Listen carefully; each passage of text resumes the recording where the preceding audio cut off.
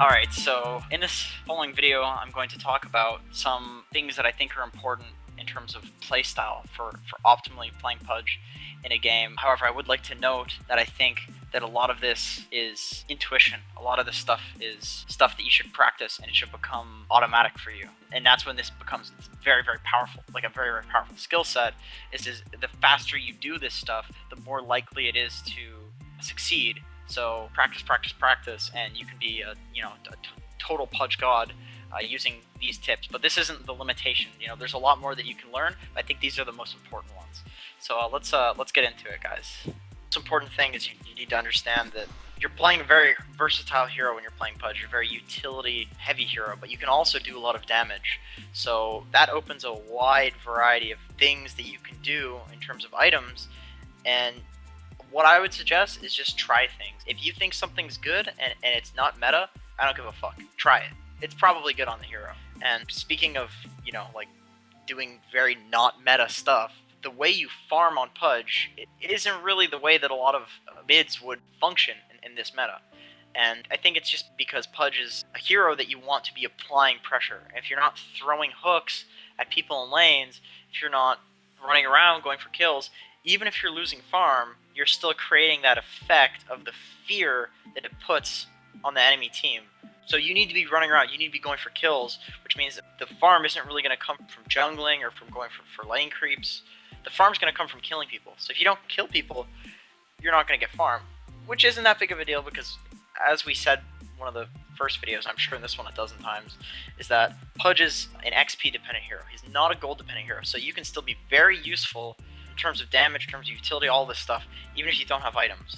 So it's no big deal. If the enemy team just isn't giving you kills, they're just not defending towers because they're so scared of you, that's fucking great. That's a great thing right there. You're going to end the game bottom 2 net worth, but your teammates are going to be, top 4 net worth in the game because of that. So sometimes as a core Pudge, you will suffer because you won't get kills because they'll play scared. I think that's okay. Pudge doesn't really jungle because you get hit by the creeps, kind of hurts a lot. You kind of sell the Stout Shield really early in favor of these smaller items like a Hood of Defiance and 4 staffs and stuff like that, But Pudge doesn't really hold Stout Shield for too long, so jungling's kind of hard, and then Rot also fucking hurts himself. So you're not just going to walk up and rot a camp, because, you kill one camp, you have to go back to Fountain. Like, that's not efficient jungling. You can't do that. You can't go in a game and do something that's so horribly inefficient and expect it to work just because it's, people jungle for farm. So Pudge is more of like a lane farmer, but the only issue with farming a lane is that you're showing yourself. The enemy Luna sees that there's a Pudge mid farming the lane. What the fuck is she afraid of? The Pudge is mid. He's in vision. That's a Luna, right? Like, she's squishy. She's fast, but she's squishy. She has really no way to escape a Pudge, but she sees the mid farming lane creeps. She's not going to play like a little bitch. She's going to push the fucking lane with her aura.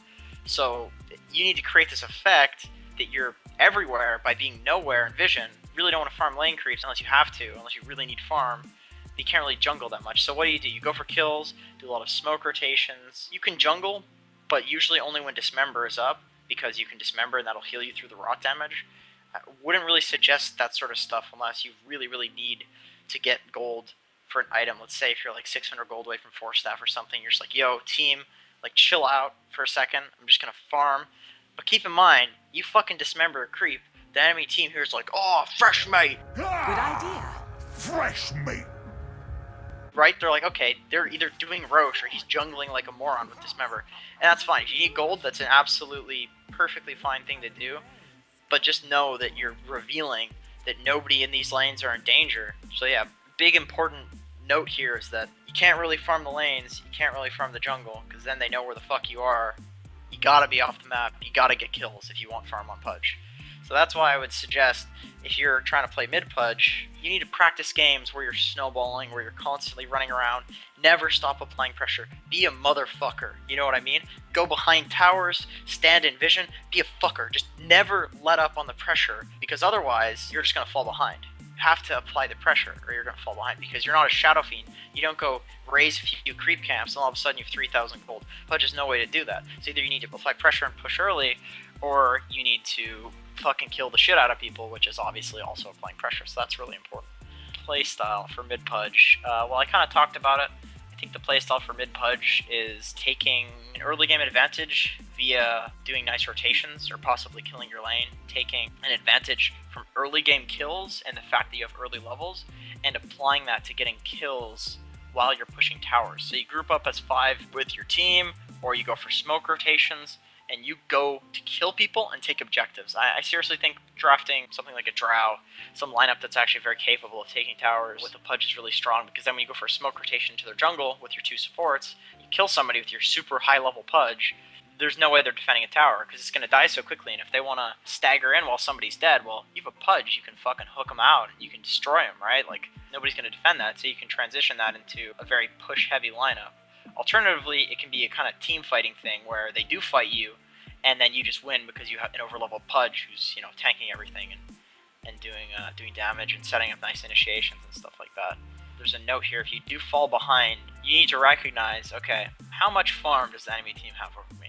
Does my enemy Shadow Fiend have like 2 items, 2 big items, and I only have 1? Then you need to kind of play more on the sidelines of fights and go for kills on supports, as opposed to trying to initiate on like a, you know, BKB Shadow Fiend, something like that. You kind of want to realize when maybe your role is to be a support killer as opposed to a core killer. I do think that's usually a lot more important to kill the cores, but there are some times when you can hook, say, a Shadow Fiend, and he just pops a BKB, or, you know, he has a ton of HP because he's really farmed, and his team just jumps in and helps him. If you don't have enough farm to actually do the damage along with your team, or maybe they don't have enough farm because you had a poor mid lane, which resulted in pressure being applied to their lanes, then there's a big issue hooking a hero you guys just can't kill before the team fight starts. Because then all you're doing is you're using a hook and starting a team fight with a team that's more farm than you, right? So in these situations, you need to be like, okay, I don't have items, I haven't gotten very many kills, but I need to make something happen. So who do you hook? You hook the fucking Rubik, you hook the Disruptor. You do not hook the Tidehunter, you do not hook the Axe, you do not hook the Shadow Fiend. You can if you're huge, and if you're doing well, if you're snowballing, but do not fucking hook those heroes. Do not expect to win a team fight just because you landed a fucking hook. I think that's a big misconception about Pudge, is, oh, I hooked somebody, I landed a hook, therefore we won the team fight. That's not how it works. Dota's a game of math. It's just fucking numbers, right? If they have more numbers than you have numbers, your numbers go below 0 and you die. So you can't just be hooking a Tidehunter and then he ravages your team, or you can't hook a Shadow Fiend, he pops a BKB and just winds up Requiem and fucking kills you all. You hook the Rubik and then all of a sudden it's 4v5, and most mathematicians would say that 5 is actually indeed greater than 4, so you'll win that team fight for the most part. So that's one adjustment to a playstyle that you need to make depending on how the game is actually going.